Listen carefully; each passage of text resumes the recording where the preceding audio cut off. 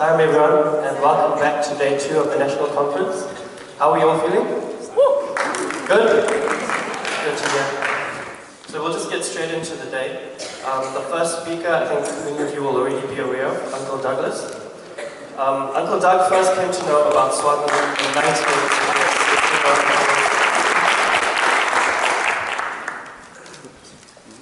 Uncle Doug first came to know about Swami in 1987 when his wife, Glendowie, became a devotee of Swami.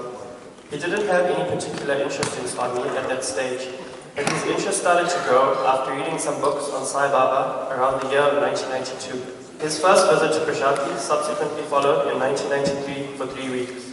On his return from this trip, he got more involved with the Sai Center and the center's activities.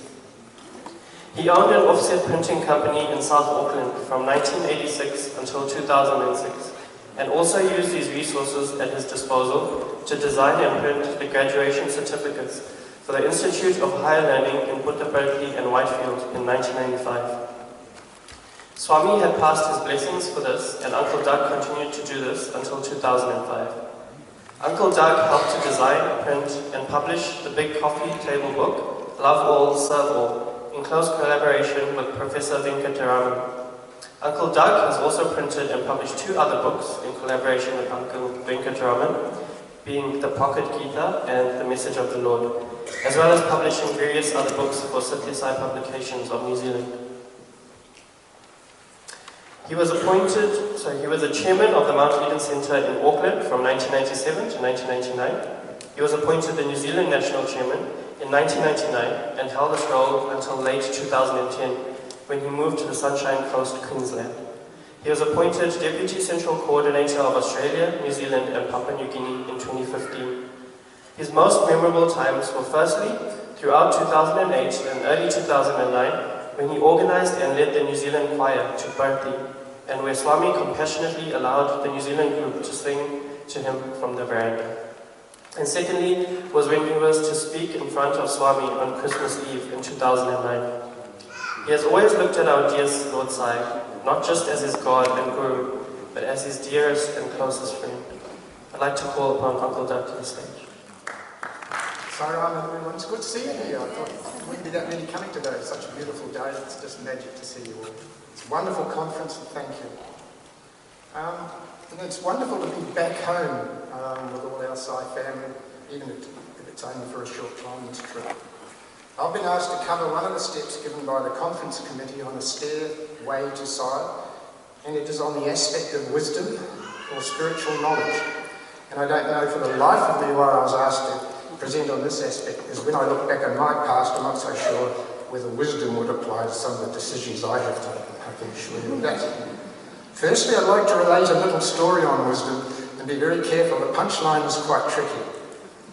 An angel appears in a puff of smoke to a man and says to him, "Because you have lived a good and virtuous life, I can give you a gift. You can be the most handsome man in the world, or you can have infinite wisdom, or you can have limitless wealth." Reflecting for a while, the man then says, "I'll take wisdom." "Wisdom is yours," says the angel, and disappears in another puff of smoke. The smoke is barely clear before the man thinks, "I should have taken the money." Some wisdom is there, they understand. The wisdom is the ability to discern and judge which aspects of some certain knowledge are true, right, lasting, and applicable to your life. In a nutshell, if knowledge is information, wisdom is the understanding and application of that knowledge, and insight is the awareness of the underlying essence of a truth. In short, knowledge comes from learning, wisdom comes from living. Knowledge speaks, wisdom listens. Knowledge is knowing what to say, wisdom is knowing when to say it. And how many of you have said on the spur of the moment something which you shouldn't have said and thought, "Oops, I shouldn't have said it." Wisdom came in a bit late then. There are many words of wisdom floating around the ether, but here I've listed just a few for you to contemplate on. Be careful and have a listen. Number 1, if you don't succeed, skydiving's not for you. Number 2, never test the depth of water with both feet. Number 3, if you think that nobody cares if you're alive, try missing a few mortgage payments. And number 5, life is 10% of what happens to you and 90% of how you respond to it. Speaking more seriously, let me begin with a few remarks on two topics: wisdom and being wise, intelligence and not being wise, but being smart and clever and sometimes dangerously slow.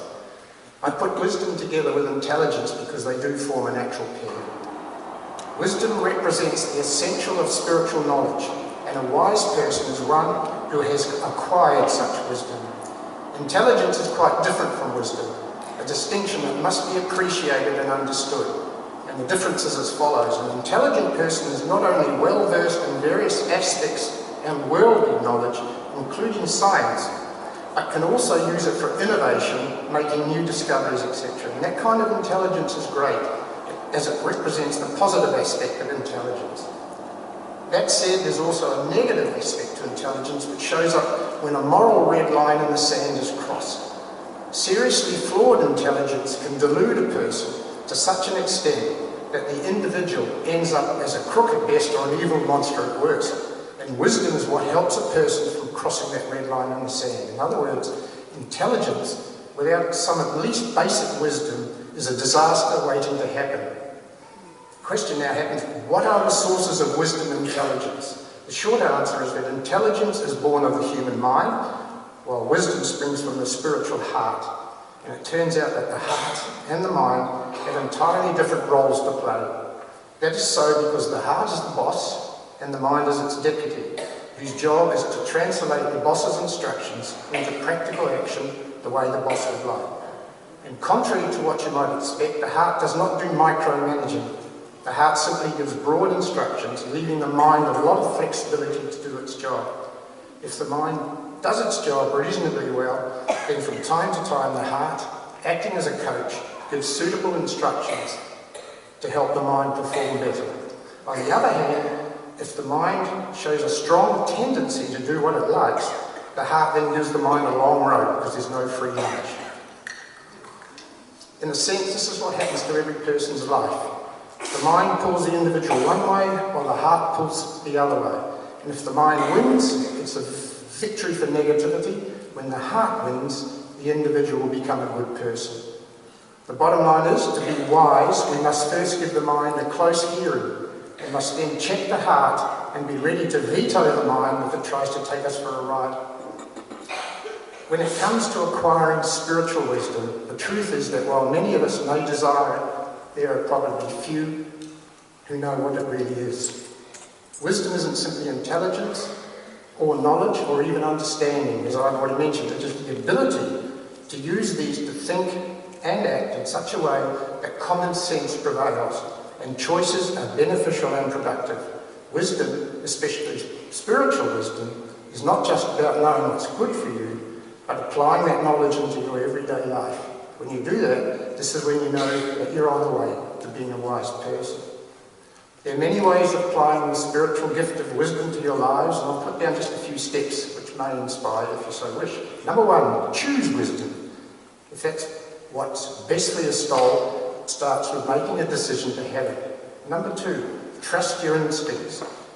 Sometimes a person's intuition is more than just a hunch. Instinct is a way of God talking to us. Therefore, this inner insight should never be taken lightly or ignored. Make a point to pay special attention to the still small voice inside. As Brother Rashay told us yesterday when he was regarding the new constitution, God was talking to him through his instinct. Set boundaries. Once you desire to be wise or have wisdom, the rules of how you live your life will change. You will start to wonder if it's wise to eat junk food at 10 o'clock at night. Surround yourself with wisdom, wise people, wise counsel, wise books, especially Swami's words, discourses, teachings. Learn from your mistakes. The first time might be an accident, the second time might be a mistake, but the third time, that's the problem. And if you've got a speeding ticket on a certain street, how wise it is to drive at the same speed down that same street. Wisdom's not there at the time. I'll just get a drink of water, excuse me.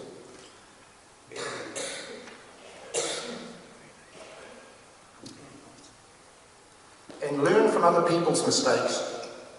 You do not have to go through everything to learn a great lesson from it. Watch and observe, and you can earn a PhD in life by enrolling in that class alone.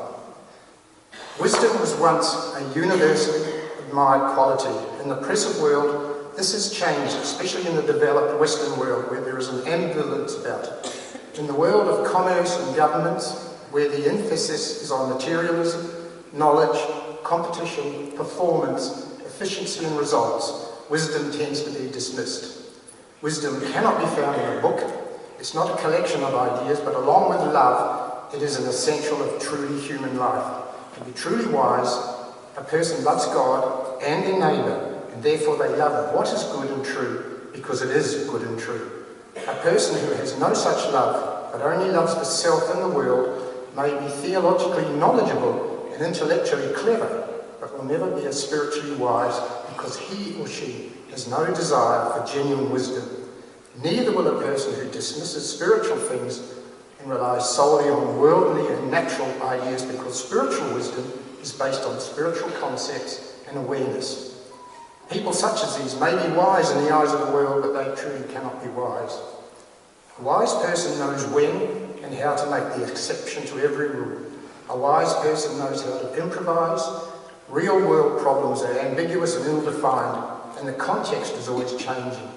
A wise person is like a jazz musician, using the notes on the page, but dancing around them, inventing combinations that are appropriate for the situation and the people at hand. A wise person knows how to use these moral skills in the service of the right aims, to serve other people, not to manipulate other people.